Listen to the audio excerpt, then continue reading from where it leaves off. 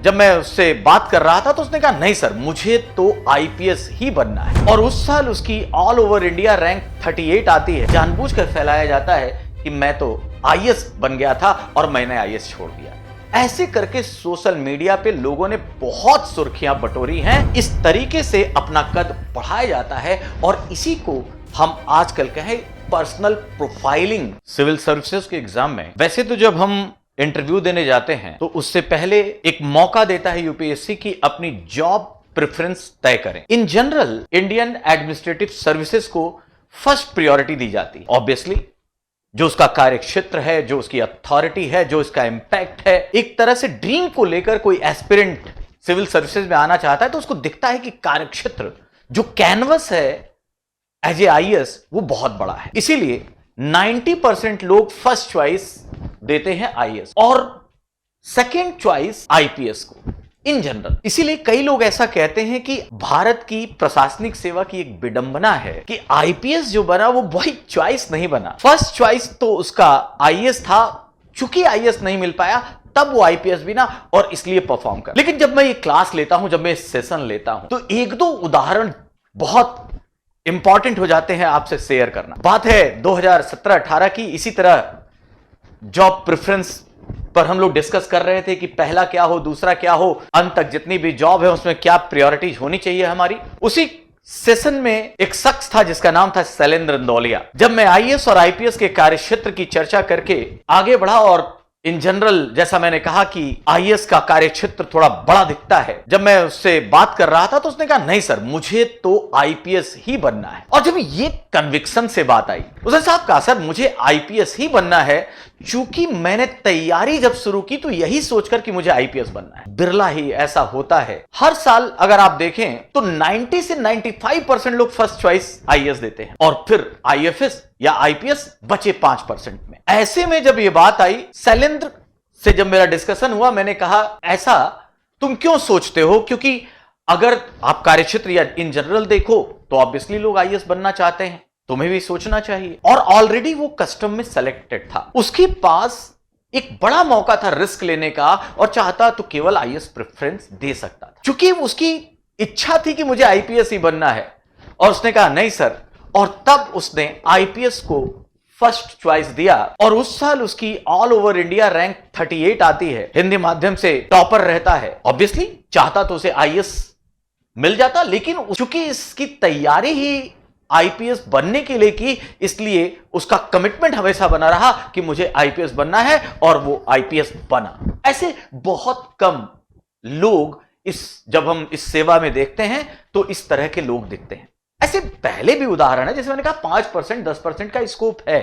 चाहे किरण बेदी की बात करें, नवनीत सिकेरा जी की बात करें, इन लोगों ने भी फर्स्ट चॉइस आईपीएस को दी थी। As a mentor Shailendra Indauliya को मैंने ग्रूम होते हुए देखा। और यह मैं बात इसलिए बता रहा हूं कि जब आप चर्चा करते हैं कि कौन सा पोस्ट को प्रेफरेंस दें तो पहली चीज ये आपकी चॉइस के ऊपर है। आप यूनिफॉर्म में रहकर सेवा करना चाहते हैं, पुलिस में वैसा ही आपका एक पैशन है जैसा इंदौलिया में था, तो आपको भरना चाहिए आईपीएस को फर्स्ट। अदरवाइज जब हम तुलनात्मक तरीके से कार्यक्षेत्र को देखते हैं, अथॉरिटी को देखते हैं, इंपैक्ट को देखते हैं, तो ये एक जनरल वो है कि आईएएस को प्रेफरेंस आईपीएस से ज्यादा दिया जाता है। और ये चीज तय है, मैंने कहा था ना, चॉइस बाय चॉइस। सोचो, वो कहते हैं ना पहला प्यार तो पहला प्यार ही होता है। और इसीलिए जो शख्स, जो एस्पिरेंट पहली चॉइस आईपीएस रखता है, वो बड़े दिलो जान से आप देखेंगे, बड़ी एनर्जी से वो अपनी पुलिस यूनिफॉर्म को देखता है और फिर परफॉर्म करता है। और दूसरे जो अन्य एस्पिरेंट है वो भी अच्छा, जब आईएएस नहीं बन पाए और आईपीएस रहते हैं वो भी अच्छा कर रहे हैं, लेकिन ऑब्वियसली एनर्जी, पैशन है वो उनमें ज्यादा होता है जिन्होंने इसे अपना पहला चॉइस ही माना है। तो ऐसे भी कई उदाहरण हैं। और शैलेंद्र जो होम कैडर राजस्थान पाता है और आज एक बेहतर आईपीएस ऑफिसर के रूप में परफॉर्म कर रहा है। अब दूसरा पक्ष, जब हम इस जॉब प्रेफरेंस को देखते हैं, बहुत सारी चीजों को जब हम देखते हैं हमें लगता है इस यूपीएससी सिविल सर्विसेज में सेलेक्ट हो गए तो आईएएस ही है। आईएएस ही केवल नहीं है, देखिए 20 पोस्ट दी गई है और 20 पोस्ट दी गई है in general IAS, IPS, IFS के बाद जो आईआरएस, इनकम टैक्स है और आईआरएस जो कस्टम, ये देखिए आईआरएस इनकम टैक्स और इनडायरेक्ट टैक्सेस माने custom and indirect taxes GST, ये इसमें आता है। 3 और 2 5 प्रायोरिटी की पोस्ट सब लोग यही देते हैं। उसके बाद की post civil account, defence account, जैसे भी है, रेलवेज हैं, इन सबको लेकर हम अपने तरीके से प्रेफरेंस को भरते हैं।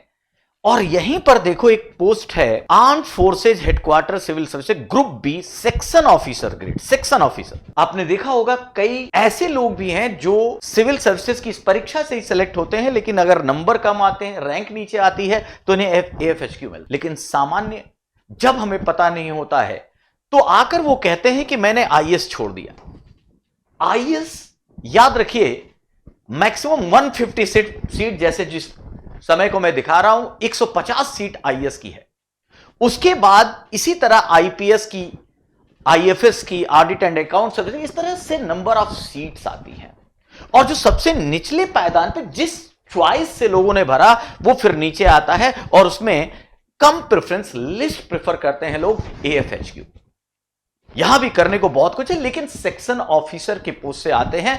और लेकिन इसको ऐसा बताया जाता है, और सामान्य जनता जो सिविल सर्विसेज की प्रक्रिया को नहीं जानती, प्रोसेस को नहीं जानती चयन के, वो समझती है और वो जानबूझकर इसे आईएएस एलाइड कहा जा सकता है, एलाइड सर्विसेज कहा जा सकता है। लेकिन एलाइड सर्विसेज की बजाय जानबूझकर फैलाया जाता है कि मैं तो आईएएस बन गया था और मैंने आईएएस छोड़ दिया। ऐसे करके सोशल मीडिया पे लोगों ने बहुत सुर्खियां बटोरी हैं। लेकिन आप सब अवेयर होना चाहिए आपको, क्योंकि सोशल मीडिया का काम केवल सच को छुपाना नहीं है, सच को बताना भी है। और ऐसे में ये जो पोस्ट है बहुत सारे लोगों ने छोड़ दी, बहुत सारे लोग अलग अलग क्षेत्र में चले गए। और ऐसे में कोई आकर केवल ये कहता रहे कि मैंने आईएएस छोड़ दिया, और लोग उसे आईएएस की तरह समझ के कि उसने इतना बड़ा पद छोड़ दिया, तो उसको ये क्लैरिटी होनी चाहिए कि वो आईएएस नहीं, आईएएस एलाइड सर्विसेज की एक जॉब थी जिसको उसने छोड़ा है और उसके बाद नए क्षेत्र को चुना है। ये बात इसलिए भी आपको जानना जरूरी है क्योंकि जब मैं गांव में जाता हूं, क्योंकि मूलतः मैं एक उत्तर प्रदेश के गांव से जुड़ा हूं, और वहां गया तो वहां पर भी ऐसी चर्चाएं चल रही थी कि इन्होंने आईएएस छोड़ दिया। और चूंकि भारतीय समाज में आईएएस के पद को लेकर कुछ ऐसा देखा जाता है जैसे कोई किसी ने जादुई दरवाजा खोल दिया, कोई असंभव सा काम कर दिया। और जानबूझकर, चूंकि एक तरह से मिसलीडिंग, जब मेंटर और खासकर जब आप सेलिब्रिटी हो जाते हैं तो आपकी जो रिस्पॉन्सिबिलिटी है वो ज्यादा बढ़ जाती है।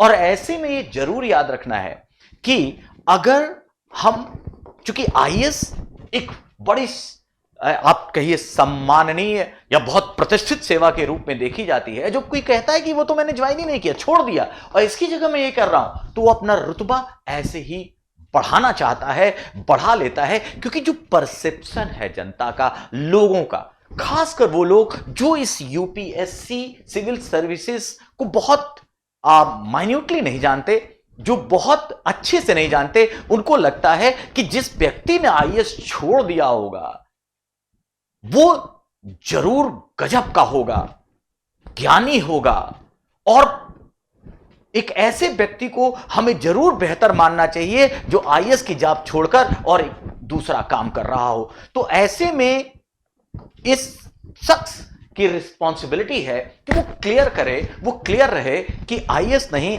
आईएएस एलाइड छोड़ा है। लेकिन ये जानबूझकर ऐसा किया जाता है, मिसलीड करने की कोशिश की जाती है कि जब कंपैरिजन हो, जब तुलना हो, जब उसके बारे में चर्चा हो, तो पहले ही उसका पलड़ा इतना भारी कर दिया जाए, पार्शियल ट्रुथ छुपाकर कहें, पार्शियल लाई बोलकर कहें, इस तरीके से अपना कद बढ़ाया जाता है। और इसी को हम आजकल कहें पर्सनल प्रोफाइलिंग, जो सोशल मीडिया जिस तरह से पर्सनालिटी कैंपेन करती है वो कैंपेन का हिस्सा हो जाता है। सोशल मीडिया को लेकर एक शेर मैंने कुछ दिन पहले पढ़ा था कि यहां की बातें वहां बताने वाले, खुश रहते हैं आजकल आग लगाने वाले, और सच पर यकीन कोई नहीं करता और झूठ पर तालियां बजाते हैं जमाने वाले। तो ऐसे में हमें सच क्या है ये जरूर पता होना चाहिए। ठीक है, सिविल सर्विसेज का एग्जाम है,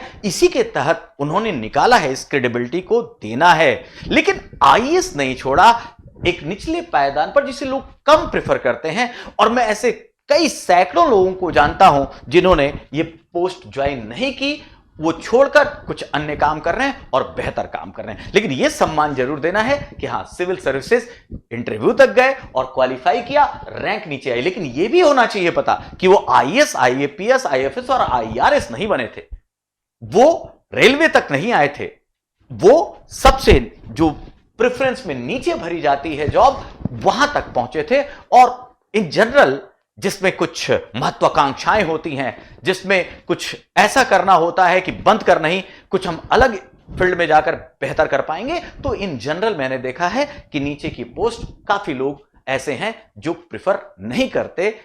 इसलिए हमें यह भी आई ओपनर, हमें यह भी पता होना चाहिए कि वास्तव में वो आईएएस, आईआरएस या आईपीएस थे या फिर एलाइड सर्विसेज निचले पायदान पर उनका चयन हुआ था।